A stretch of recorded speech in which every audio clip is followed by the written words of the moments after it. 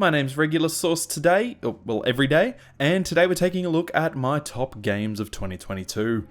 If you viewed last year's video, you'll know that we'll be covering both games that were released this year and also the ones that were released earlier than 2022. But I didn't manage to play them until this year. Without further ado, let's jump into the 2022 games first. Also, be sure to leave a comment on your top 3 games that you played this year, whether they were released in 2022 or earlier. At number 5, we have one of the games that I was initially most hyped for this year, which was LEGO Star Wars The Skywalker Saga. Being a huge fan of the older LEGO Star Wars games, this one was a must-buy for me, and I'd been anticipating it since its announcement all those years ago.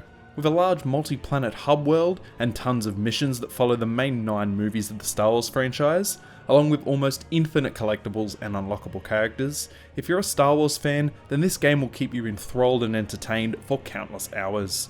I enjoyed it whenever I played, but for me, the game was a little bit overshadowed by another higher up on the list, which resulted in my inability to play this game for more than a few hours at a time.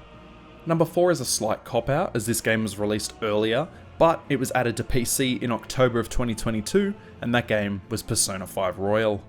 Until this point, the game was only available on the PlayStation, but is now playable on basically any platform. The JRPG takes you through a normal daily life of a Japanese school student, managing relationships and friendships, studying and working part-time, whilst also throwing you into palaces of the mind to change the heart of corrupted individuals. With in-depth turn-based combat, similar to Pokemon but more complex, blended with stealth mechanics and tons more. The real world compared to the palaces changes up the game in so many ways, meaning you'll never be stuck doing one thing for too long. This game takes place over literally 100 plus hours, and I haven't managed to finish it yet because of how many games I've been meaning to play. But if it looks or sounds interesting, it's definitely worth a go because it is such a good game. Number 3 is difficult to put on this position because it's such an amazing and well-renowned game, whilst also being another cop-out, and that game is God of War for the PC, which was ported back in January over to the PC. Despite owning God of War on the PS4, I'd never gotten around to playing it, but once it was released on the PC, I bought it and then didn't even play it until around July, where I was stuck on what game to play at the time. Once I started playing though, I never looked back and absolutely smashed through the game at a breakneck pace. I played it at every opportunity I got, following the amazing characters of Kratos and Atreus, as well as the other Norse mythology characters introduced throughout the game. One of the biggest issues I had was the lack of variety in boss fights, with the same boss being reused very often. It's an action-packed game and also story-rich, and I would highly recommend to basically any gamer. I wish I'd played it earlier, but at the same time it looked amazing on PC, and I'm so glad I finally got round to playing it. Number 2 is finally not a cop-out, but it does follow on from the last one, that being God of War Ragnarok. When I played the original God of War, I enjoyed the hell out of it, but this game took it to another level for me. I became absolutely obsessed with this game, playing it in literally any spare time I got. I literally started a new job just before this game released, meaning I had no time, but still managed to smash it as much as I possibly could. The story leads on from the last game and hooks you in like wild. I would highly recommend playing the games in order because it's an almost perfectly made story and experience that looks and feels fantastic. This game also fixed the boss fight issue with heaps of new and unique bosses, even with one scene that shits on the most commonly repeated boss from the last game. These two games could be fully interchangeable for their positions on the list, but I found myself more invested in Ragnarok altogether. It's amazing. In at number 1, my top game of the year with almost 200 hours and endless TikToks posted about it. And of course, that game is Elden Ring. This game literally made me start posting on TikTok, and now I have about 4 times the amount of followers on there as I do subscribers here. Check it out, Regulus source. This is a game that attached itself to me from late February all the way to June, with it being just about the only game I played in that entire time.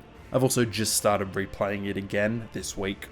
I was recommending this game to every single person I met or spoke to. If I knew someone else who was playing it, that was it. We'd speak for hours about this phenomenal game.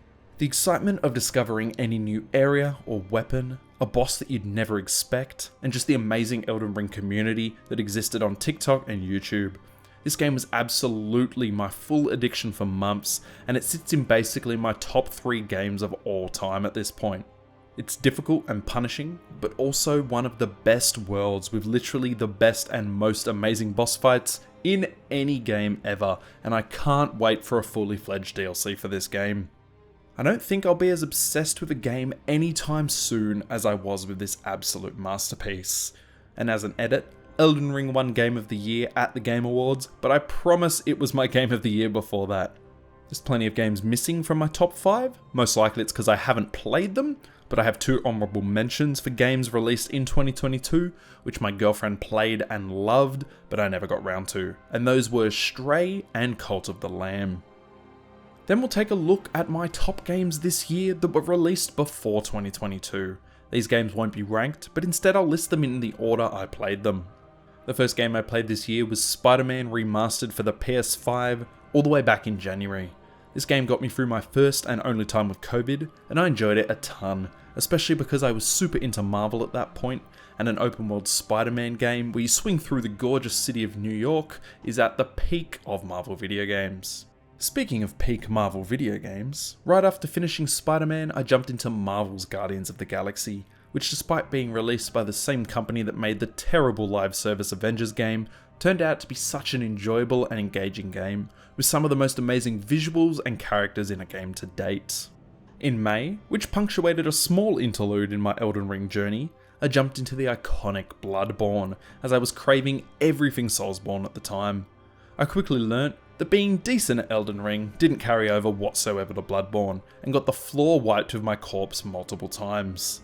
But the setting and the bosses in this game are superb, and despite the fact I haven't gotten around to finishing yet, it's a masterpiece and I'm definitely returning. In July, right after completing God of War for PC, I was craving more Sony, so I decided to play through the entirety of Horizon Zero Dawn. This post-apocalyptic open-world, robot dinosaur game story hooked me way more than I expected. I thought the enemies, combat and open world would be the star attraction, but it turned out to be the amazing story that made me continually crave a new cutscene or dialogue of any sort. This next game was also on my 2021 list, but in August of this year, I finally decided to play through and finish Resident Evil Village. I started the game from scratch and ran through the whole thing. Being my first proper entry into the Resident Evil franchise, it hooked me in hard. I then continued to play another 3 Resident Evil games over the coming months, which were Resident Evil 7 just after this one, Resident Evil 2 Remake in September, which I think ended up being my favourite of all time, and finally Resident Evil 3 Remake, which is the only one that doesn't belong on this list. If you're into horror and tense atmosphere, Resident Evil Village 7 and 2 Remake are all such amazingly fun and immersive games, and I can't wait for the remake of Resident Evil 4. In September, between Resident Evil 7 and 2, I played through the PlayStation exclusive Ghost of Tsushima Director's Cut on the PS5, an open world samurai game with stealth, horse riding and tense samurai duels and combat. I love this game, spending countless hours exploring and running through the open world, but at this point, the open world aspect of games was feeling a little stale after how well done Elden Ring's system is. But that's not the game's fault, it's the fact I'd played through about 3 or 4 other open world games this year, but altogether, Ghost of Tsushima was an awesome time. In October, I finally got round to playing A Plague Tale: Innocence, the first game in the Plague Tale series, the second of which was released this year but I haven't gotten round to yet. I was actually really surprised how much I enjoyed this game, being hooked by the characters and the story, even giving me slight Last of Us vibes, whilst being its own unique game at the same time. I can't wait to play the sequel when I get a chance, and this one's definitely worth your time.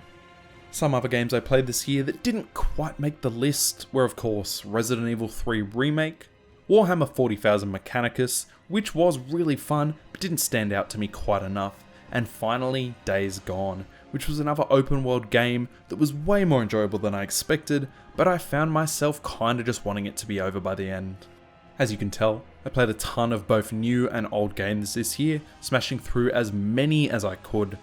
Don't forget to leave a comment about your top 3 games this year, whether they were released in 2022 or at any time before that, and also what you're most keen for next year. And peace out everybody.